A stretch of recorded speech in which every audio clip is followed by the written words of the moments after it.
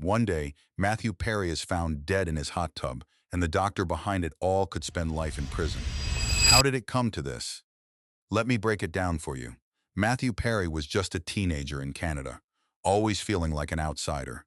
No matter what, he never felt like he belonged. That pain followed him everywhere. He truly believed he'd never be enough. That pain just ate him alive, until one day he found alcohol. Suddenly, he didn't feel so alone. It started slow, but soon he was drinking all the time. It started slow, but soon he was drinking all the time. This turned into a full-blown habit.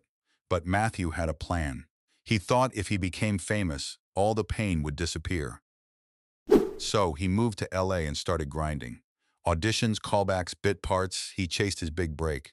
In 1994 at 24, he landed Chandler Bing on Friends. He became an improv legend. The show was massive. The cast made $1 million a week. Everyone loved him. But all the fame and money couldn't fix what was broken inside. That voice in his head never left. He kept drinking, then started popping painkillers. Sometimes even harder stuff. It spiraled fast. It got so bad, he shot whole seasons of Friends and had zero memory of filming. Imagine being that famous and not remembering your own show. One day, Jennifer Aniston walked into his dressing room and told him, "Matthew, I can smell the alcohol on you. You need help." The whole cast stepped in. So rehab over and over even while filming. Somehow, he made it through all 10 seasons. Friends ended in 2004, still a hit. Fast forward almost 2 decades, 2023. Matthew's now 54, still fighting the same demons. He's been to rehab 15 times, dropped $7 million trying to get clean, sat through over 6,000 AA meetings and done weekly therapy. Nothing sticks. That old feeling keeps coming back. Then he hears about ketamine therapy, supposed to help with depression and anxiety. For a minute, it works. The pain finally lets up. But ketamine is no joke. You're supposed to take it in a clinic, under strict medical watch, tiny doses. Matthew wants relief all the time. He starts doing more and more every day. That's when Dr. P shows up.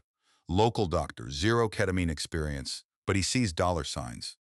Dr. P doesn't care about ethics. He just wants cash. He wants to be Matthew's private ketamine supplier.